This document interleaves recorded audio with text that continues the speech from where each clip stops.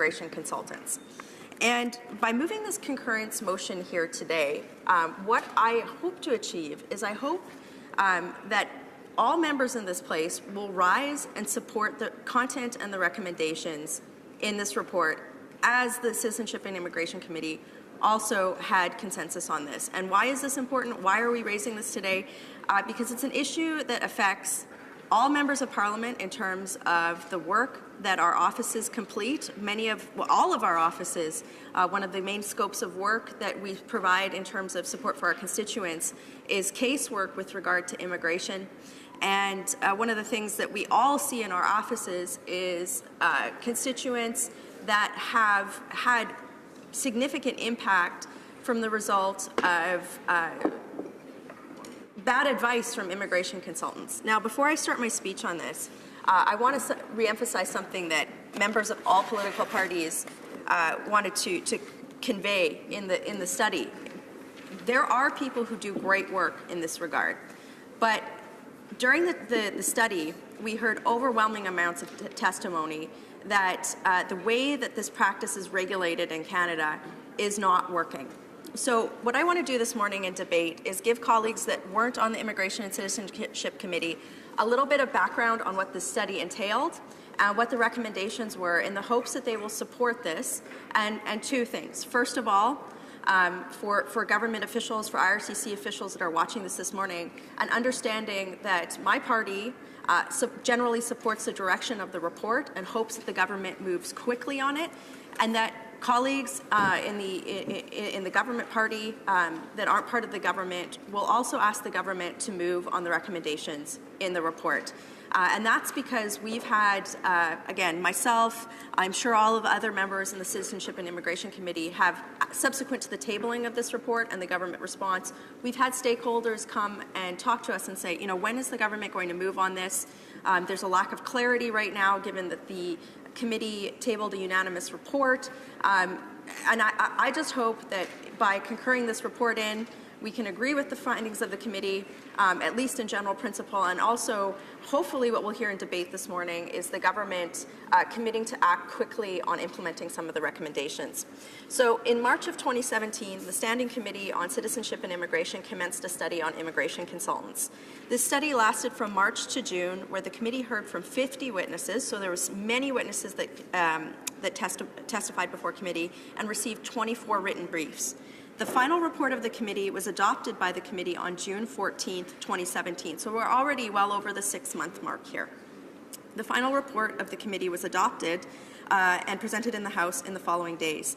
This report, titled "Starting Again, Improving Government Oversight of Immigration Consultants," was unanimous and did not have a dissenting opinion from the Conservative or NDP members. This final report was an instance of cross-party collaboration in an attempt to find a real solution to negligent, fraudulent, and ghost consultants who are taking advantage of already vulnerable clients. During our committee meetings, we heard from countless witnesses that while any prospective immigrant or temporary resident may seek the services of immigration and citizenship consultants and paralegals, certain immigrants are at greater risk of exploitation by unscrupulous consultants. In particular, witnesses highlighted the vulnerability of those with, quote, precarious immigration status, a term encompassing all forms of temporary immigration status, noting that these individuals are more likely to pay thousands of dollars to consultants for false promises of permanent residency. Witnesses drew the committee's attention to abuse and exploitation involving live-in caregivers, international students, and temporary foreign workers. Maria Elsa Penlacqui from the Thorncliffe Neighbourhood Office in Toronto indicated that live-in caregivers, and this is from testimony, are easily taken advantage of by some immigration consultants, whether authorized or not authorized. Most often these workers say they can't discern whether consultants are authorized or not. In some instances, even though they don't trust them entirely, they end up working with them because they don't know where else to get help. Most of our clients claim that they have been manipulated and intimidated by their immigration consultants. Another witness gave specific examples of exploitation experienced by international students. He stated that consultants have been known to ask $15,000 to $20,000 in order to help international students find employment, to remain in Canada and gain permanent residency. We also heard from Natalie Drolet from the West Coast Domestic Workers Association, who drew attention to the vulnerability of temporary foreign workers, or TFWs. According to Ms. Drolet, temporary foreign workers have little choice but to hire third-party employment agents in order to get connected with an employer in Canada. These agents are more often than not working in a dual role as immigration consultants and employment agents. As a result, we see immigration consultants typically charging temporary foreign workers anywhere from $4,000 to $16,000 for low-wage jobs in Canada. She also stated recently an IRCC official in Vancouver told me that he had a case of a temporary foreign worker who paid $40,000. TFWs will pay these fees because they are being led to believe by their immigration consultants that they would have a pathway to permanent residence in Canada, which is often not the case. The committee heard from a number of examples of misconduct and fraud, including forging signatures, charging exorbitant fees for some services that are often not rendered, and misleading clients that lost everything that they had when they arrived in Canada. In short, without proper regulation and oversight, unscrupulous consultants can ruin lives. The first issue is lack of regulation, but the second issue is why do so many prospective Canadians feel that they need to hire representatives? The fact that many newcomers to Canada feel that they have no option to pay but to pay thousands of dollars to access our immigration system should be a major concern. Why is our bureaucracy so complicated that the people who set it up cannot navigate it? Why are the majority of immigration applications not digitized? Why isn't correspondence written in plain language so that people without a legal background can understand it? Why is it so difficult for people to receive accurate and detailed updates on the status of their immigration application without the involvement of a third party? And again, these are questions that all of us in this place wrestle with as we try to support people who come into our office with immigration casework. And indeed, these are questions that have been wrestled with over consecutive governments over the course of decades. There are two types of representatives, paid, and these comments are with regard to the governance of immigration consultants and paralegals. There are two types of representatives, paid authorized representatives and unpaid representatives. Authorized paid representatives include lawyers and paralegals who are members in good standing of a Canadian provincial or territorial law society. They could also be notaries who are members in good standing of the Chambre des Notaries de Québec. Authorized paid representatives could also be citizenship or immigration consultants who are members in good standing with the Immigration Consultants of Canada Regulatory Council, the ICCRC, the current regulatory body. Unpaid representatives can be family members, friends, and other third parties such as church organizations.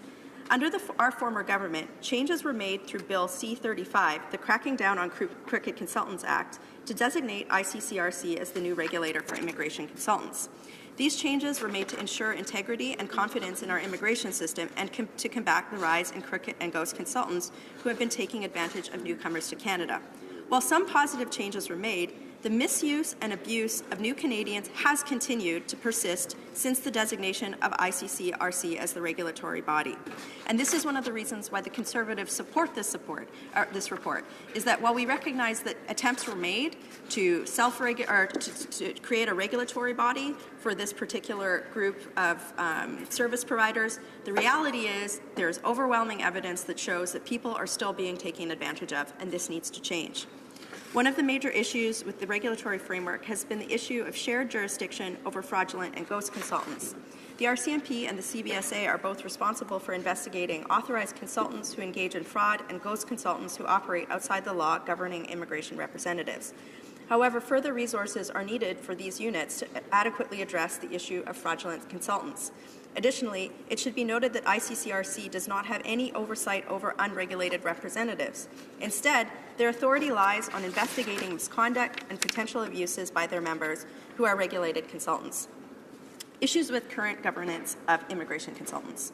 As explained at committee, ICCRC is a self-governing, not-for-profit organization that has an arm's-length relationship with Immigration, Refugees, and Citizenship Canada. The following issues with the current system, as explained above, include that there are serious gaps in the disciplinary process of the ICCRC with the complaints that they receive, that ICCRC's admission standards into the regulatory body are not stringent enough, that there is a lack of a clear mechanism to adequately dispute fees also serves as a gap in the ICCRC's functioning. The ICCRC's governance structure is inadequate and there's a lack of transparency and accountability in the functioning of this regulatory body. that new Canadians often fear lodging a complaint due to a lack of understanding of our immigration systems and of being denied status. The current regulatory framework is inadequate in overseeing the actions of regulated consultants, that ghost consultants who are unregulated representatives are not being adequately pursued or prosecuted for their nefarious activities. There are outside factors, including a lack of adequate client services, which contribute to the demand for immigration consultants and paralegals. To address these problems, our committee unanimously issued 21 recommendations. The common theme regarding the committee's findings is that more needs to be done to combat fraudulent and ghost consultants. The recommendations are outlined in the report and contain many common sense initiatives which should allow the government to provide an updated framework that hopefully, once and for all, across party lines, will begin to address some of the concerns contained therein. I could spend the rest of my time going through all of the recommendations, and I might touch on a few of them, but there are a few themes that I want to put forward. One of the things that bothers me, and I'm sure colleagues in the government party, when you go and meet with people that are newcomers to Canada that are trying to access the immigration system. For example, I was in Toronto a few weeks ago and I met with a few live-in caregivers who, what alarmed me was that they didn't understand that they could set up something as basic as a U.C.I.C.A account. It's essentially an online account that allows you to look at the status of your immigration applications without having to pay a consultant or a lawyer to do that. And I think oftentimes we get people that come into our office that simply don't understand how to fill out basic forms. So to me, there are really two scopes of problems that this report deals with. The first is that our system is probably, it doesn't translate well to people that are trying to use it. So there's a usability component that I feel like our department, the Department of Citizenship and Immigration, that the government needs to start, and we've been looking at this for years, but we really need to make a very concerted effort to look at the end user and ensure that the system is easy for them to navigate while maintaining the integrity and security of our immigration system. To me, our government is doing our job. The government would be doing its job well if we can show integrity in terms of the processing and security of the immigration system, but also such that people who are trying to access it aren't having to pay tens of thousands of dollars or feel like they have to pay tens of thousands of dollars to an immigration consultant to do something as basic as fill out a form. That's why some of the recommendations in here talk about service delivery and improving service delivery within the department. I think that the government would do very well by saying what specific steps it's taking to combat these service delivery issues. Oftentimes when I'm in committee, and I'm sure government members would share my frustration, we get department officials sitting in front of us basically giving the line, don't worry, we're on it. But the reality is that ICCRC is one of the most siloed, difficult to penetrate bureaucracies in government. And sometimes I feel, when I listen to departmental testimony, while I know that there are many people doing a lot of good work, that there's more concern about preserving silos rather than thinking about new ways of delivering service such that we're ensuring that we're protecting the most vulnerable. I don't understand why there is a whole industry to fill out forms. To me, that's a failure of government. And a lot of the recommendations in this report deal with that. The other scope of recommendations deal with the fact that some of these consultants are providing what amounts to legal advice. Some of the cases that I see in my office, and I hope some of my colleagues will agree with me, that the cases that we see in our office, sometimes as members of parliament, there's really nothing that we can do because, and these are the worst cases, people have come into our office after having been given bad advice, essentially bad legal advice by somebody who isn't a lawyer, who's a consultant. How many times, I'm just looking in the room, how many times have somebody walk into their office and say, well, somebody told me to lie on my citizenship application. And I've now been said that now I have to be rejected from the country because, I was told just to omit that information. This is the sort of thing that this report is designed to push the government to correct. Now, in good faith and in showing the fact that I'm really trying to make this a nonpartisan debate, especially to the government House Leader, who I'm sure will speak on this at some point, our government did try to attempt to fix this with the implementation of the regulatory body for ICCRC. But I have to say, as immigration critic, after listening to the testimony that came before that committee, we need to do more. This is a problem that has plagued Canada's government across political stripe. And to me, this is a real opportunity for the government to show Canadians that they're serious about ensuring the integrity of our immigration system, but they're also serious about ensuring that the world's most vulnerable and people that are trying to access our country are not being taken advantage of. Some of the stories that we heard in front of this committee, and some of them had to be done in camera because people were worried about their identity being leaked, or out of shame. Some people were, these are people that do not have a lot of resources, Mr. Speaker, and they were bilked out of tens of thousands of dollars, basically left stranded in Canada, and that shouldn't happen. So, to me, the report, the recommendations in the report are a roadmap to action that I hope will eventually correct this. The way that the system is governed right now, the way that the immigration system consultant is governed, it's just not working, and it needs to change. So I really hope that all colleagues here will vote to concur this report in. I guess one of the reasons that we're bringing this up today too is I get a media notification at least once every couple of weeks about a ghost consultant or somebody who has been prosecuted. Yesterday in the Winnipeg Free Press, there was a story about an unlicensed immigration consultant who collected $91,000, having no credentials or no license whatsoever. We know that the amount of cases that aren't reported in the media, I think, outweigh the ones that are, and that's part of the problem right now, is that people who feel like they've been scammed really don't have recourse or an effective, transparent system to seek justice. And part of the issue, too, is that we have difficulty as Canadians expressing to people overseas who is able to provide services and who aren't. The other thing that I want to note to colleagues opposite is I've had numerous groups in my office after this report was tabled asking, well, when is the government going to do something on this? What are they going to do? Because law societies, the practice itself, especially people who are operating in good faith, are going to need time to adapt to those changes. And I would like to see the government, prior to going into Christmas break, give some sort of an indication to law societies, to the immigration consultant practice itself, and certainly to our offices who do a lot of casework, what those changes might be, or if they are going to, in fact, pursue changes. I read the government's response to the report. I think that there was some acknowledgement that the content of the report and the content of the study was valid, but I think what the government needs to do is just provide a bit more information about how they're going to implement it and when, even if it's just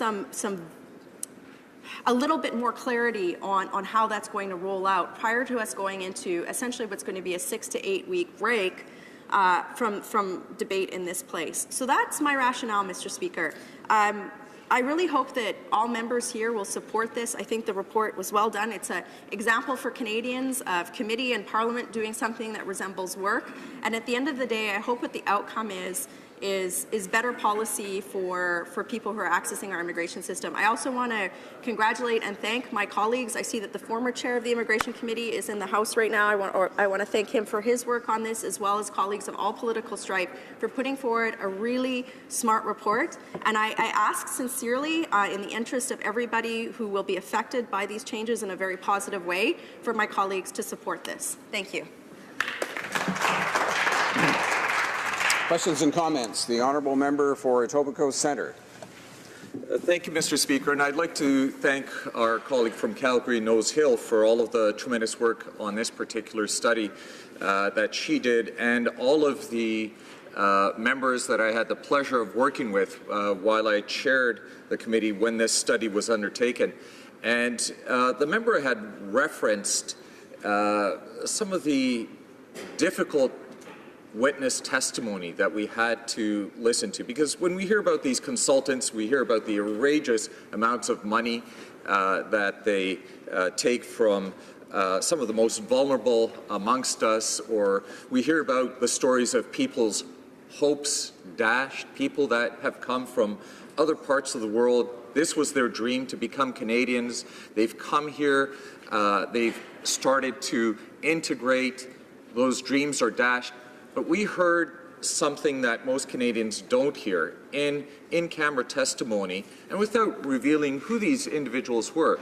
But we heard two categories: men, laborers, terribly abused by these consultants and the situations that they put them in, and also vulnerable young women. And I was wondering if the member would like to expand and tell us a little bit more about that human cost. Thank you. Honourable member for Calgary Nose Hill. I'm glad that my colleague mentioned the human cost, because it's difficult to quantify. If members read the recommendations in the report, it recommends looking at issues like how services are financed, the resourcing requirements behind providing, for example, one of the recommendations I believe looks at how potentially using newcomer services agencies to be resourced to help provide that basic service in filling out forms so that that exploitation doesn't occur. You know, it's sort of a rare day in the House of Commons when you hear, when you see Conservatives saying, yeah, you know what, we do need to be looking at perhaps increasing resources on this. But when you think about the cost in terms of even something as basic as every single 338 members of Parliament employing somebody in their MP office just to do immigration casework, or the amount of resources that are required within ICCRC in terms of looking at poor applications, or the cost of deportations for people that have been given bad advice, or and there's a whole cost associated, and there's also the cost of, you know, maybe we're not attracting the best and the brightest through our economic streams because these recommendations aren't in place. So to me, you know, I think that the government does need to provide a plan on how they're going to implement some of these recommendations, and you know, to my colleague's point, also talk about how that does affect the human cost of people that are trying to access our system. Questions and comments. Question commentaire. The honourable member for New Westminster Burnaby. For Calgary Nose Hill for bringing this debate forward today. And I know from being a riding where over 50% of my constituents are new Canadians, how we've seen a deterioration over the last few years. You may disagree with me on what happened under the former Conservative regime, but I think she would agree with me that the last 2 years, because of some of the changes brought in that have been very poorly communicated and often contradictory, that it is even worse now for new Canadians than it would have been a couple of years ago. And as a result of that, we're seeing a lot of new Canadians that desperately are going to immigration consultants. Many of those immigration consultants are extremely professional, and they bend over backwards. They work extremely hard for their clients. Others, unfortunately, because of the lack of regulation, take advantage, unfortunately, of new Canadians who simply are desperate to have an immigration system that's functional for them. So I'd like to ask the member for Calgary Nose Hill, given these circumstances, given the deterioration in the degree of service that is going out to new Canadians, how urgent does she think it is for the government to act so that we can have in place an immigration system that works for everybody in this country, and the proper regulation around immigration consultants? Honourable member for Calgary Nose Hill. It's a great question. And you know what? I think it's such a Canadian question, because when I think about, okay, we're having an immigration debate in this place today. And when you think about immigration debates that are happening in other parliaments around the world, the debate is if, not how. And the fact that we're talking about how and not if, I think, is a very positive Canadian thing. But what my colleague makes a very good point, in that if we get the how wrong, we lose social license to operate the immigration system, and that some of the world's most vulnerable often end up falling through the cracks. And I would agree with his assertion that, you know, we can't look at how we deliver service in immigration as this static thing where we've got it right, because circumstances change and the government needs to be on top of that. I don't, again, I really don't want this to be an indictment of the government today. There's time for that. But for example, when the government said, okay, we're going to bring in 25,000 Syrian refugees, that had resource implications on other functions of IRCC, right? So going forward, how we resource things as simple as people being able to access the U.C.I.C. account, or ensuring that, in my speech I talked about digitization of some of the application process, better and more effective and transparent information directly from government to somebody trying to access the system. Those are nonpartisan issues, they're process issues. But you know what I find, Mr. Speaker, in Canada, the debate on immigration often, it is about process at the end of the day, how we are ensuring the integrity of the system and protecting people. So I think that this report is a good attempt at getting the how right, and I hope that all colleagues will support it. Questions and comments? The honourable member for Sarnia-Lambton. Well, thank you, Mr. Speaker, and I'd like to thank my colleague from Calgary-Nose Hill for bringing this forward. I certainly see the kinds of issues that she's talking about coming through my constituency office. And I know that the member has got a lot of experience of actually having been in government and implemented things. And so with the 21 recommendations in the report, does she have a sense of what's a reasonable timeline to achieve all of those recommendations? Member for Calgary-Nose Hill. I think that's a great question. What I'm asking the government to do today, as well as concur in this report, is provide a timeline. And rather than just, I think what's happened to people in the community is the government's tabled its report, or its response to this report, and then, look, there's a lot going on in the immigration file, but it's kind of gone silent on what's going to be implemented and when. So I would rather comment on what the government thinks is appropriate in terms of timeline. And I guess that's what I'd ask for them to start tabling or coming out and speaking to a little bit more clearly, even if it's in one-on-one conversations with members, let's say, of the Law Society or the immigration consultant community or individual members of Parliament. We need to have a little bit more clarity on, A, if they plan on undertaking any of the recommendations in this report, and B, what the timeline is. I would rather respond to what they think is appropriate. We can debate on that. But in the first instance, the government needs to come out and say what they think is reasonable. Questions and comments? The honourable member for Saanich Gulf Islands. Mr. Speaker, and I really do want to thank my colleague from Calgary-Nose Hill. Quite often a report, even a unanimous report by a standing committee in this place, can go by without a chance for us to discuss it and debate it in this House. I just want to re-emphasize and agree entirely that the immigration consultant industry is one that is long overdue for regulation. I want to attest that within my riding of Saanich Gulf Islands and my little riding office, we spent at least 80% of our time on immigration and refugee cases, and the ones that come to us after an immigration consultant has quote-unquote helped the applicant are the hardest to unravel the multiple mistakes that have been made, often, as other members in this place have said, with a grievous impact on lives and hopes and dreams of coming to Canada. So I want to thank the honourable member for bringing it to us today so that we can create additional pressure on the government to say, here's the report, let's see what you're going to do with it, because the need is urgent. For Calgary-Nose Hill. Thank you to my colleague, and you know what, she's bringing out this theme, Mr. Speaker, that I think that if anybody stood in this place, they'd be like, yep, same with me. I have a full-time staff member just doing immigration casework, and that's, maybe we could do things a little bit better. So, just to reemphasize a couple of points here. I know that my colleague, my former colleague Jason Kenney, he looked at the immigration consultant issue as a way. Okay, they wanted to try self-governance and self-regulation. Look, I'm standing here as a Conservative after hearing testimony. I'm glad that we tried that, but it's still not working. So, what I want to say today to government officials that might be listening, to ICCRC officials, is can you please just, first of all, support the recommendations in this report, at least generally and in concept and principle, and then also to my colleague's question, give us some sense of a timeline, as well as how implementation is going to occur prior to the Christmas break, so that we can start communicating that to stakeholder groups, so that it's not February or March, and that this sort of period of uncertainty is going to continue for months. Thank you. Reprise de débat. L'honorable. Resuming debate, the Honourable Parliamentary Secretary to the Minister of Immigration, Refugees and Citizenship. Thank you, Mr. Speaker. Thank you for giving me the opportunity to participate in this important debate on the Standing Committee of Immigration, entitled Starting Again, Improving Government Oversight of Immigration Consultants.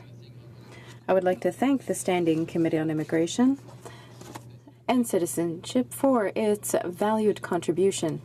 Many witnesses took the time to appear before the committee to give their point of view.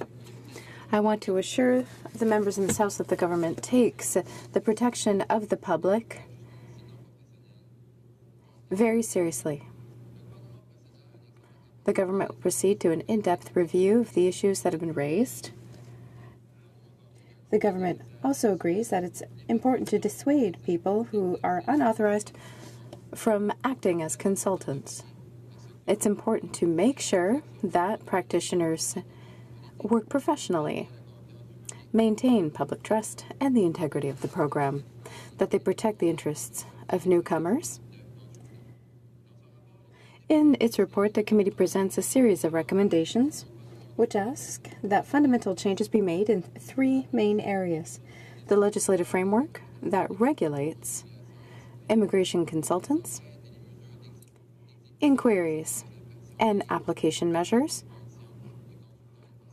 when it comes to prosecuting unauthorized consultants, and asking the department to communicate with clients. These are complex issues that have an impact on public trust, clients and consultants in immigration.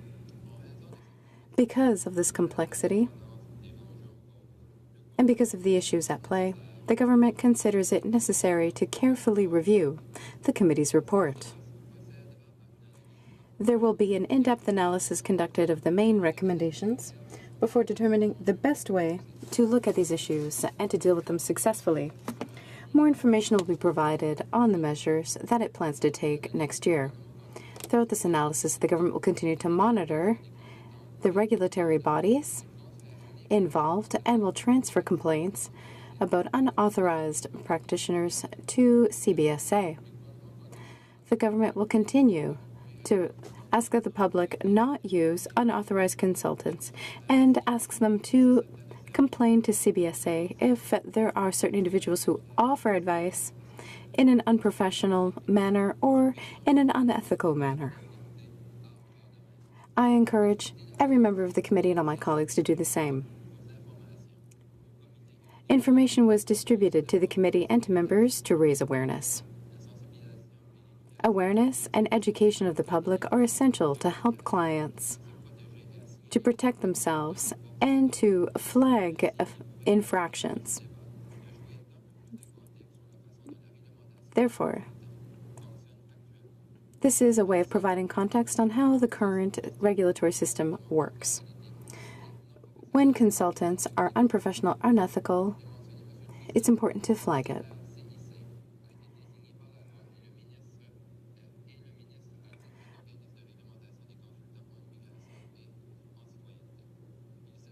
This is an organization, a nonprofit, that works independently from the Department of Immigration. It includes over 3,700 active members. This organization manages its members' activities, including training, evaluation, accreditation, as well as professional requirements when it comes to training. The government is also required to ensure that complaints are handled effectively and that members are disciplined. As I said earlier, the government is always ready to take measures when fraud or when lack of scruples among immigration consultations are detected. Among the activities, there's the practice of ghost consultations, which is to provide advice or to offer representation or to offer to do so by being paid and getting involved in an immigration process when they are not authorized. For example, if they are not a lawyer or a member of the relevant organization, or a notary, or a member of the Notaries Association of Quebec. If individuals are found to contravene professional obligations, complainants are requested to communicate with relevant organizations, whether it be the CRIC,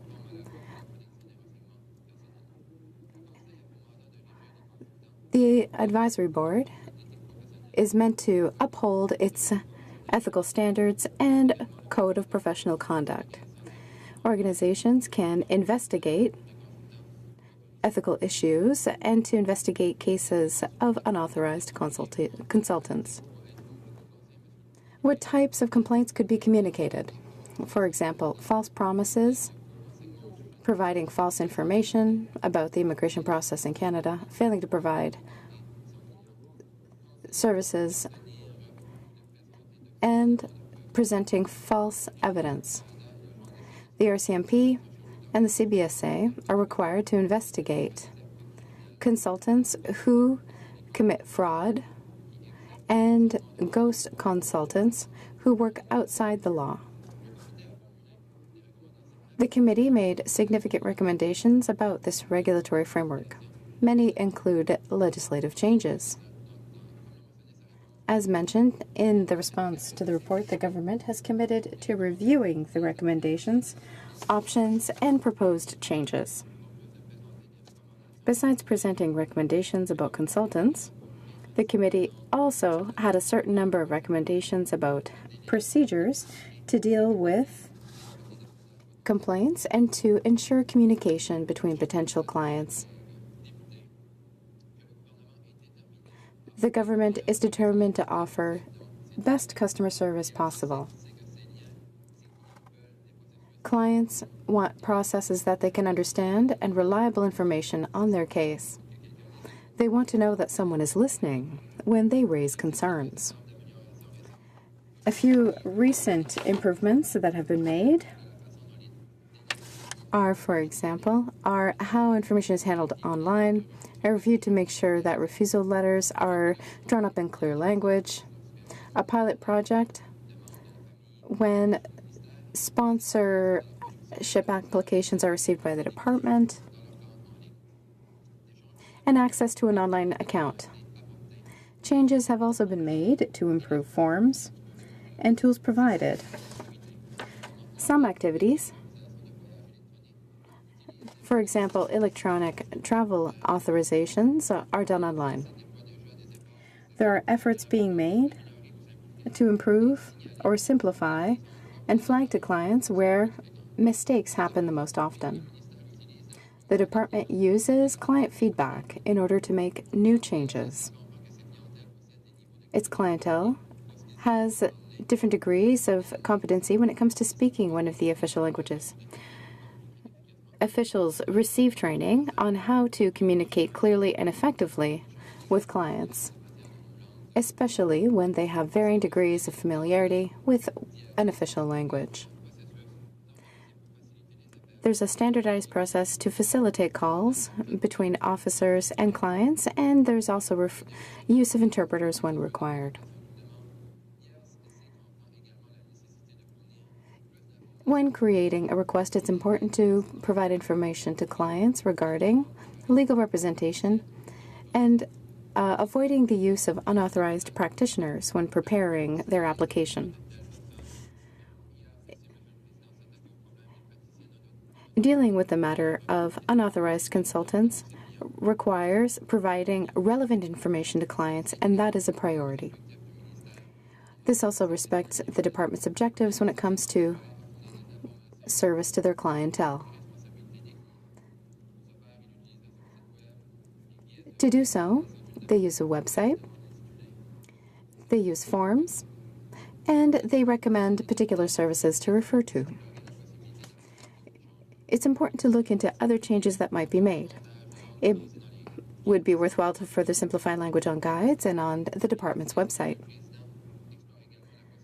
The government is also looking at the possibility of consulting clients further to better understand the issues that they are facing when they need to go through this process. The department carefully monitors its comments on its services and tries to raise public awareness. The department is participating in Fraud Prevention Month by informing newcomers and potential immigrants about preventative measures to avoid fraud. They use many tools to do so, including social media. The department is working with diplomatic missions in order to raise awareness about the matter of unauthorized consultants. I want to assure my colleagues of the Parliamentary Committee on Citizenship and Immigration and the members who are present today that the government very much cares about the issues raised by the committee.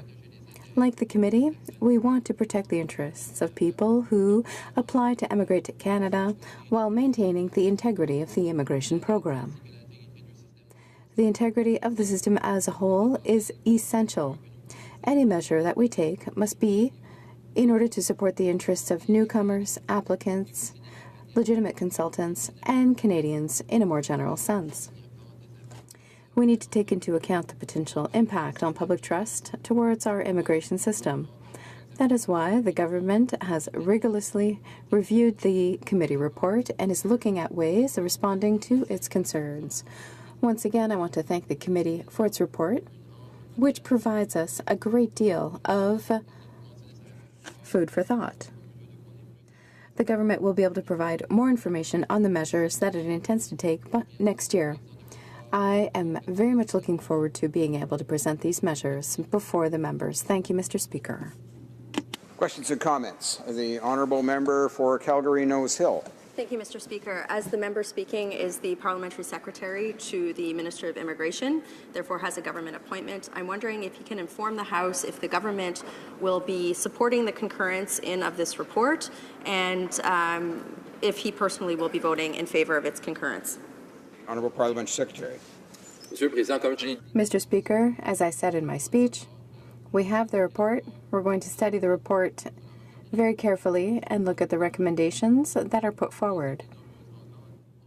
Many meetings have occurred. Many witnesses were heard, and I'll say it again. Unauthorized consultants, we want to make sure that we face this issue. We are determined in the department to make sure that the services offered to newcomers, so people who want to come to Canada, have access to the best service possible and that they are not victims of fraud. Once again, we're going to look very carefully at the committee's recommendations. We're already working on this when it comes to service to our clientele and making sure that people who are victims of fraud are not victimized again. And so we're going to look at those recommendations very carefully, and we will return with an appropriate response. Comments? The honourable member for Vancouver East. Thank you very much, Mr. Speaker, and I thank the Parliamentary Secretary for his comments.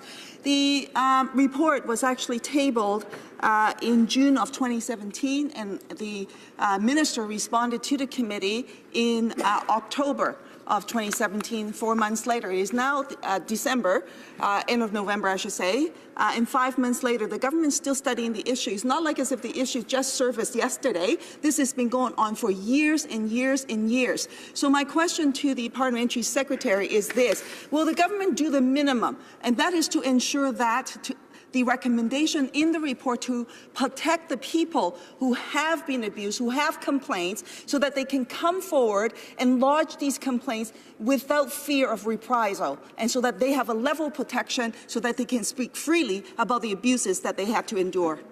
Parliamentary Secretary to the Minister of Immigration.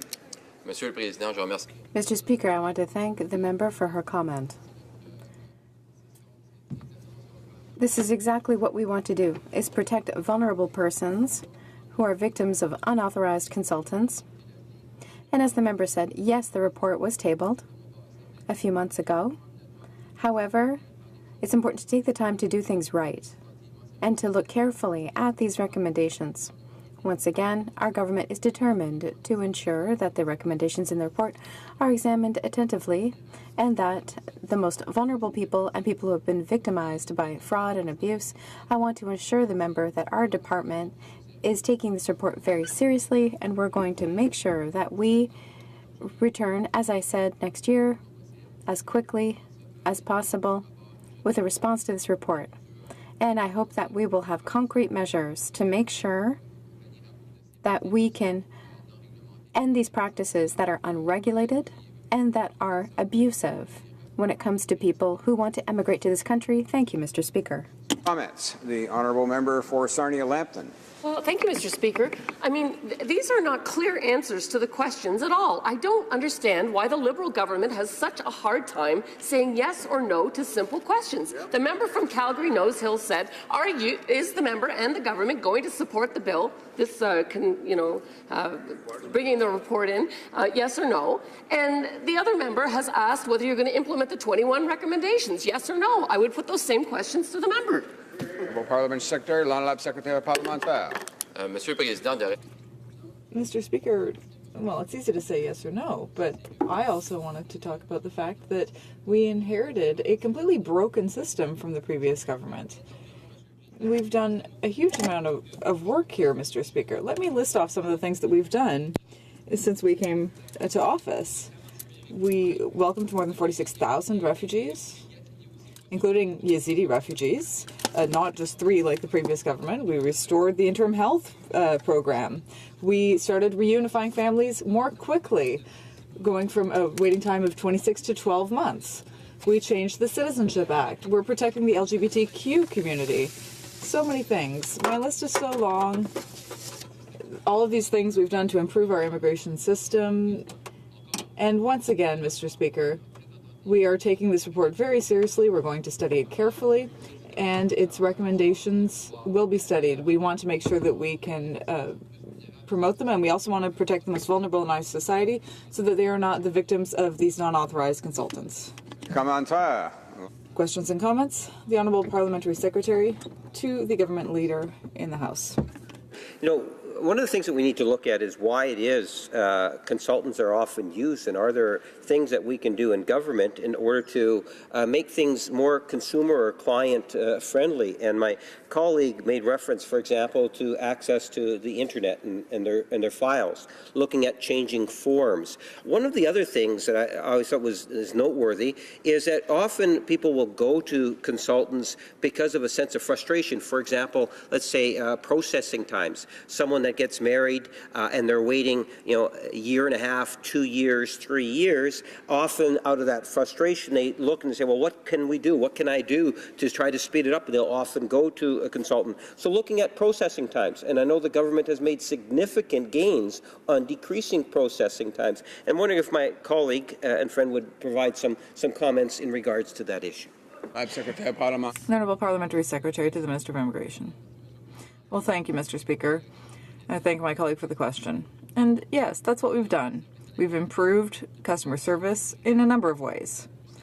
Simplified forms for people who want to apply. And then also, when it comes to family reunification and waiting times for that, we've brought those waiting times down. It was 26 months for family reunification under the previous government. We've brought it down to 12 months. We also recently announced a historic 3-year plan that will ensure that we can reduce some of the backlogs that we inherited from the previous government. We are determined to improving our immigration system. We are determined to ensure that the people who want to come to Canada will be able to come here and contribute to our diversity and our economy.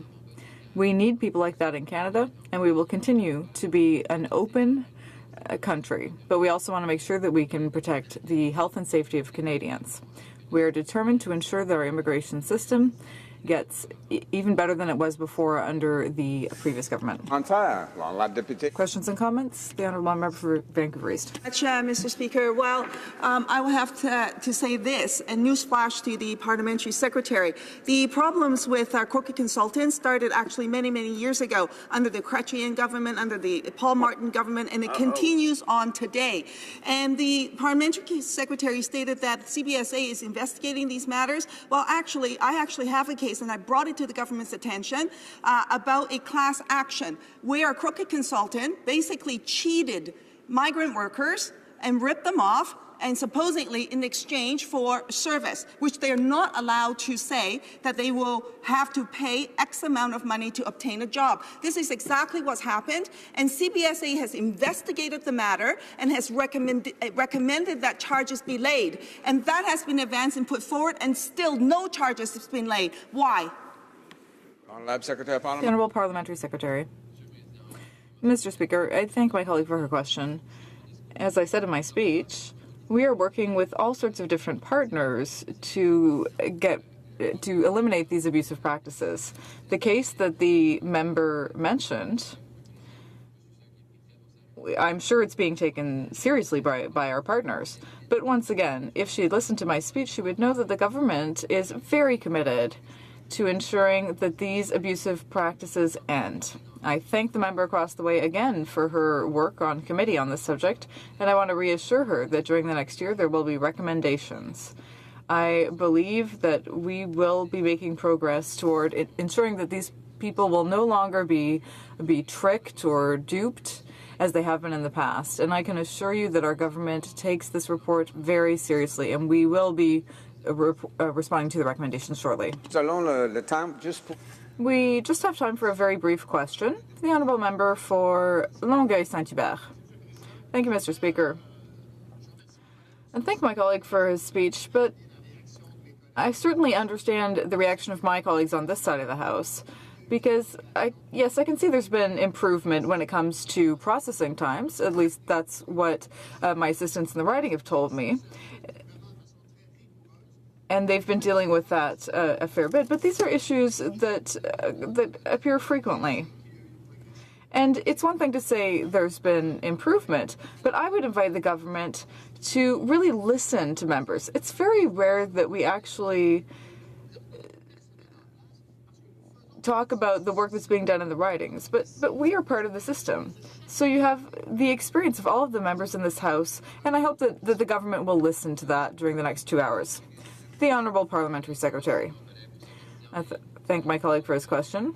Like him, it's true, I can say that I've seen a lot of cases in my office, and that's why customer service is something that needs to be improved. We want to improve the application process. Now, I come from the member of Acadie Bathurst, and there's very little immigration to my riding. I really didn't know the immigration system that well before, but since I've become parliamentary secretary, I've learned a lot. I know it's not always easy to work on these cases because they're often very complicated, but I can reassure my colleague that we are here to help, and whatever case he's working on, the minister and myself and the whole department will be there to help him find solutions to these various problems. Resuming debate, the Honourable Member for Vancouver East. Thank you very much, Mr. Speaker. And I thank my colleague for bringing this concurrence motion forward. I think it's actually a very important motion for us to engage in. I certainly hope that every single member of this House who have constituents who rely on immigration consultants to help them to go through and navigate through the process of immigrating to Canada or getting access to a pathway to Canada, that they support this motion. The motion, what are we talking about? We're talking about a report that was done at committee, and the committee, by the way, spent a series of meetings listening to witnesses on the critical issue of the immigration process, and more specifically about how so many of them have been ripped off by what we call crooked consultants. And in that process, we also learned that the regulating body that self-regulating body from the profession has been failing those individuals. Failing the individuals, not just for those applicants, but I think for all of Canada. Why do I say that? Because so much of their work depend on the really sorry, let me rephrase that. So much of the integrity of our system depend on their work. And when they fail in ensuring that people are doing their job properly, when they fail to ensure that immigration consultants are acting responsibly and ethically, then it infringes on our reputation here in Canada. And hence, this report is absolutely urgent. And it was one of those rare occasions. It doesn't happen very often, Mr. Speaker. And that is that this report was supported by every single member of the committee across all party lines. There were no dissenting reports. There were no supplemental reports of any sort. We all agree that urgent action needs to be taken and needs to be taken now. The report was submitted to the government, as I mentioned earlier, back in June. And we waited and waited and waited for the government to respond. And finally, in October, the minister wrote to the chair of the committee in response. And Frank, the letter, if you read that letter, dated October 13th, that letter basically comes down to this: we will look at the issue some more.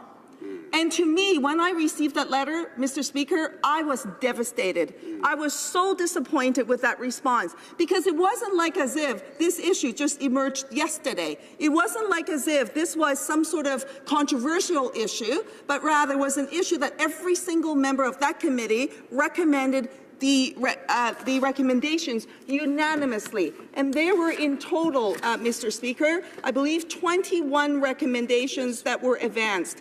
And every one of them are valid, every one of them supported by every single committee member.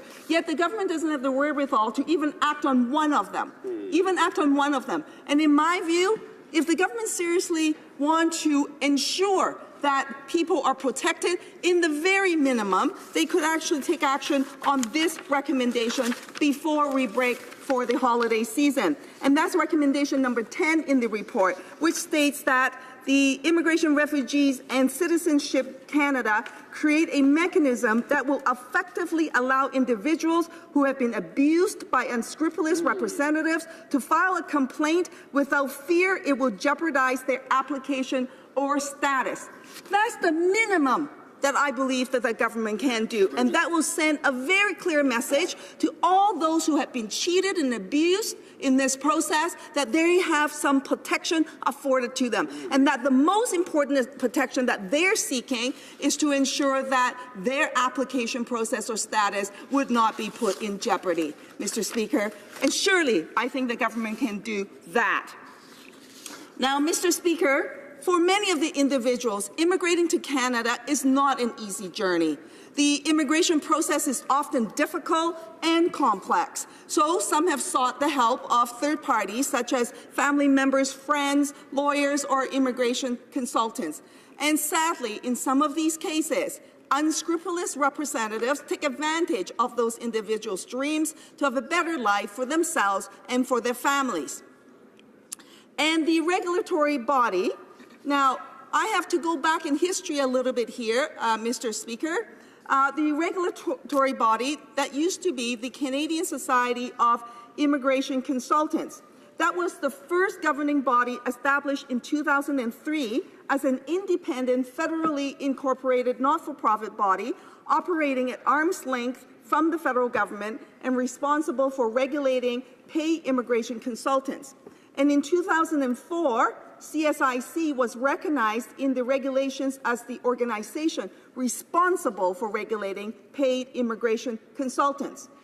Fast forward to 2008, the Standing Committee on Citizenship and Immigration undertook a study of the immigration consultants, and their report highlighted issues with CSIC's governance and accountability framework, which did not ensure that immigration consultants are being adequately regulated in the public interest with respect to the provision of professional and ethical consultation, representation, and advice. So that was back in 2008. Problems existed with the first self-regulatory agency, and the government undertook to do a study on this, found all sorts of problems, and then in its place actually put forward the Immigration Consultants of Canada Regulatory Council, which was incorporated and came into force in October of 2014. And so just this year, we undertook to do this study, and then we found that, lo and behold, problems exist with that regulatory body that was newly established. Newly, but maybe not so new, because really that was established back in 2014. And the problems were so grave that the committee came forward with a report with 21 recommendations unanimously, urging the government to do this, that the time for self-regulation for this industry has come to an end. They cannot be trusted to do this work. On and on it goes, and the people that are being hurt out there in the community continues. So what we call for was for the government to establish a government-regulated agency until the profession can prove that they can be trusted again, that we cannot allow for this path to continue. That's what we're talking about, Mr. Speaker.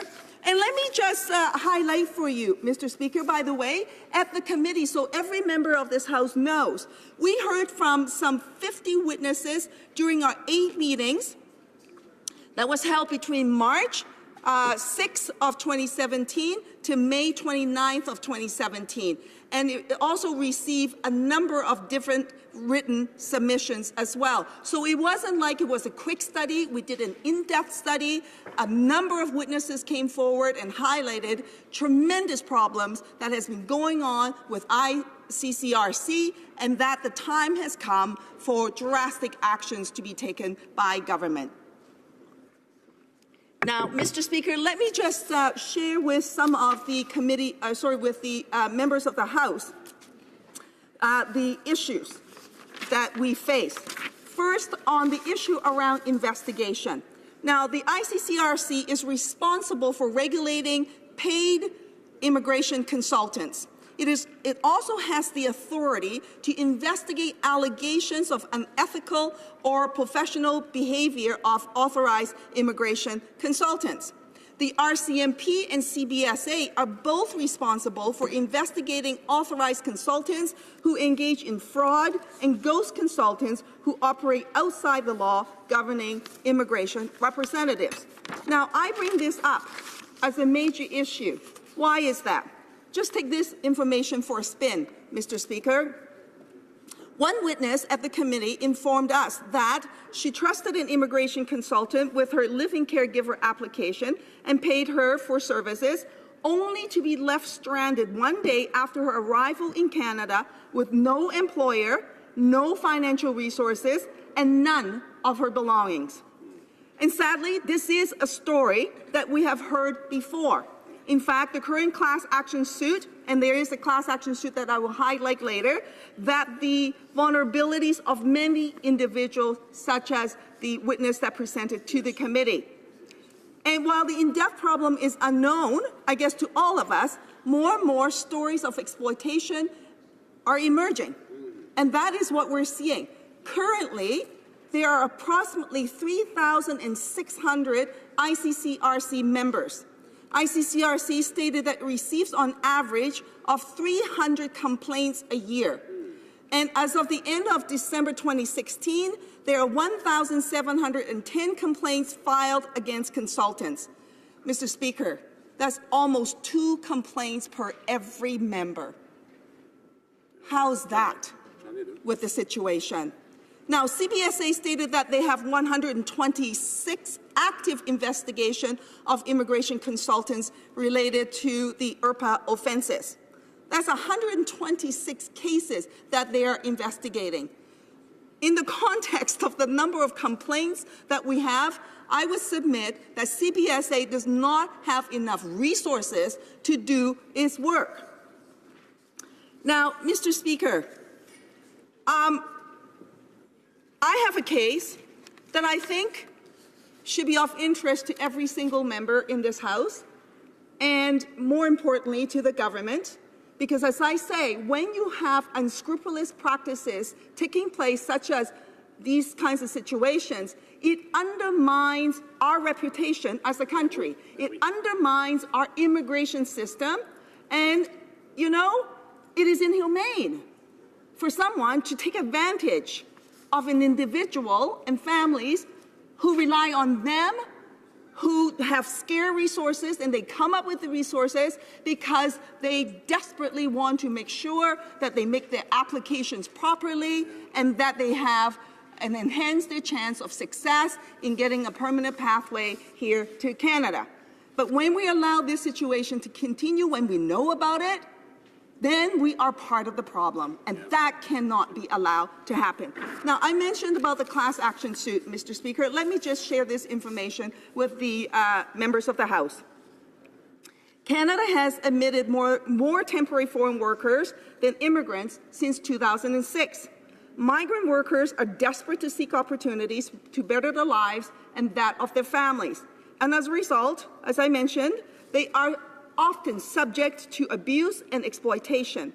Recently, 4 foreign temporary workers have won the right to a class action suit against Max and 3 immigrant consultant services called Overseas Immigration Services, Overseas Career and Consulting, and Trident Immigration, companies controlled by a Surrey resident called Deep Bensell, who allegedly charged the workers money to obtain jobs with Max, and for those migrant workers only to arrive in Canada to find that most of those jobs did not even exist. Access to information requests reveal that LMIOs were issued for 486 positions with Max through these immigration consulting companies between 2012 and early 2014. Charles Gordon, one of the lawyers representing the workers, said, and I quote, "Victims of this scheme were recruited in job fairs held in Dubai. They paid around $8,000 in fees in exchange for the promise of a job in Canada. Typically, they pay $2,000, often in cash, in Dubai to get the process started, and then once they received an employment offer and an LMIO, they had to wire another $6,000 before Overseas would provide them the documents allowing them to come to Canada," end quote.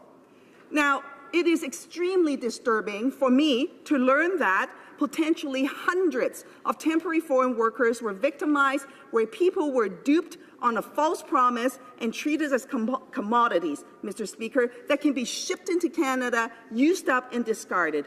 What's even more disturbing is that this practice is continuing. CBSA has supported a number of the victims of Overseas in obtaining temporary resident permits while they have conducted an investigation into Bensell and Overseas. We understand that CBSA has been waiting for some time for approval of charges. Mr. Speaker, and Mr. Speaker,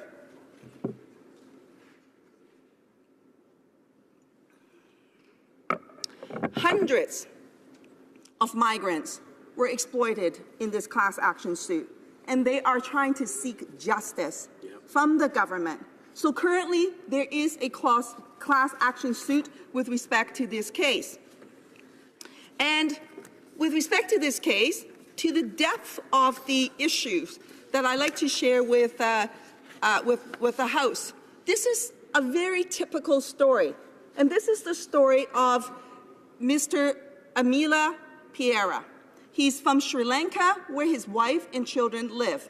While living and working in Dubai, Amila was introduced to Mr. Bensell by a friend who encouraged him to attend a seminar put on by one of Mr. Bensell's companies, Overseas Immigration Services, Inc. Overseas was advertising that it was recruiting for certain positions in Canada and would guarantee job allocation. Mr. Amelia paid Overseas an initial installment of approximately $2,500 Canadian to get the job placement process started, and in around March of 2013. Mr. Bensell then told Overseas that he would find him a job in Canada. Shortly after, Amelia received a labor market opinion, a job offer, and employment contract to work as a food service supervisor at Max in the Lower Mainland, in British Columbia as part of Canada's Temporary Foreign Workers Program. Once Amelia had received his visa, Mr. Bencel asked for the remaining $6,000 Canadian. Amelia asked if he could pay it in installments, but Mr. Bencel stated that the full amount had to be paid before Amelia could come to Canada. So Amelia then sold everything that he had in Dubai to raise $5,000. He borrowed the remaining $1,000, all of which was paid in January of 2014.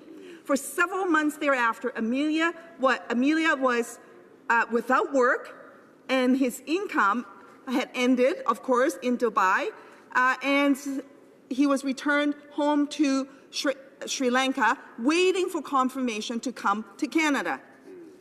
Months go by, and so when he pursued it, when he was finally able to connect with overseas, he was informed that they were sending him a plane ticket to leave for Canada the following day, and that he had to have $1,000 Canadian with him when he arrived in Canada, or he would be denied entry.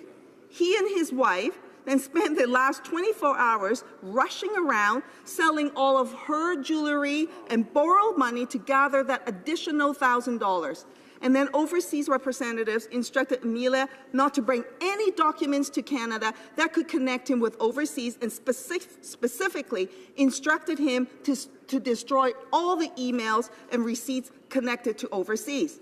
Now, upon arriving in Canada, in April of 2014, Amelia followed overseas direction and took a taxi to a basement suite in Surrey, where 3 other workers were living in a bedroom suite. Over the following week, 10 to 12 workers arrived at that apartment. There was nowhere for him to sleep, and he had no food. Ready to work for Max, Amelia went to overseas office, where he was informed that he had to wait for a position to become available. After a couple of weeks of waiting, Amelia was sent to work as a cashier at Max in Kitimat, BC, where he was set up with a 1-bedroom, unfurnished apartment with another temporary foreign worker.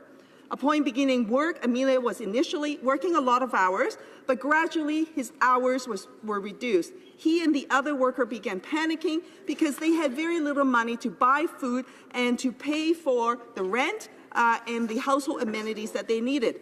The 2 workers shared a blanket and slept on the floor. They could not even afford a mattress. This went on, and then the hours of work also died down, and they were every day walking into town trying to find work without success. And then at some point, they met somebody from a community group, a good-hearted person, who then raised the money and sent Amelia back to the Lower Mainland. And then he hooked up with community organizations here to pursue justice. That is the history. That is the reality of many people that are being cheated in the process by unscrupulous immigration consultants. So we have a report before us with 21 recommendations dealing with an issue like this.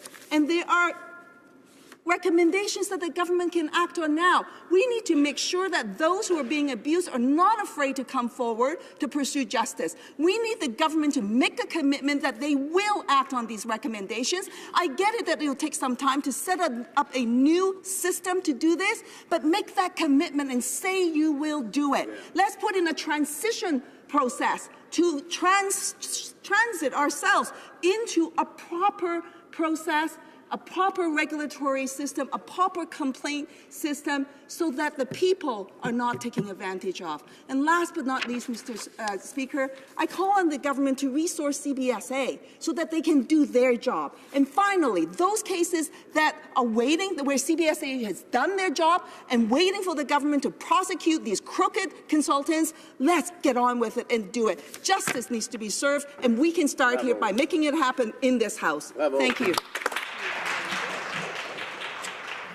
Questions and comments. I can say commentaire. The Honourable Parliamentary Secretary to the Minister of Families, Children and Social Development.